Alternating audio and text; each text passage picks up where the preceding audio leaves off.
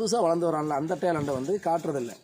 இப்போ எல்லாத்தையும் வந்து வளர்ந்துட்டு இருக்கிற எல்லாத்தையும் வந்து எல்லாத்தையும் ஒரு மீடியா அப்படின்னா என்னென்னா எல்லா விஷயத்தையும் காட்டணும். இப்போ நியூஸ் சேனல் எடுத்துக்கிட்டிங்கன்னா கொள்ளையும் காட்டுவாங்க, இது நல்லது நடந்துச்சு, ஒரு கல்யாணம் நடந்துச்சு, ஒரு கோயிலில் ஒரு கும்பாபிஷேகம் நடந்துச்சு, அதாவது நடக்கிற அனைத்துமே ஒரு இயற்கையில் ஒரு இன்றைக்கி முழுநிலை வரப்போகுது, இன்றைக்கி அமாவாசை, இன்றைக்கி பௌர்ணமி, அந்த மாதிரி தான் மக்கள் வந்து ஒரு கண்டென்ட் கிரியேட்டர் அப்படின்னு சொல்லி எல்லாத்தையும் பார்க்குறது. கண்டென்ட் கிரியேஷன் அப்படிங்கிறது என்னென்னா நீங்கள் எல்லாத்த பற்றியும் சொல்லணும், எல்லாத்த பற்றி ரிசர்ச் பண்ணி. இப்போ ஏழடி எடுத்துக்கிறீங்க அப்படின்னா ஒரு லேப்டாப் சர்வீஸை பற்றி போடுறாரு அப்படின்னா அவருக்கு லேப்டாப் பற்றி ஃபுல்லாக தெரிஞ்சுக்கிட்டு போடுறாரு.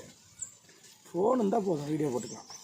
இப்போல்லாம் ஃபோன் ஒரு ஸ்மார்ட் ஃபோன் வாங்கிட்டால் போதும், இல்லை ஐஃபோன் வாங்கிட்டால் போதும், அவ்வளோதான் செலிபிரிட்டி. நம்ம வேலைக்கு போக தேவையில்லை, வாங்க வரைக்கும் வேலைக்கு போகலாம், அதுக்கப்புறம் வேலைக்கு போக தேவையில்லை.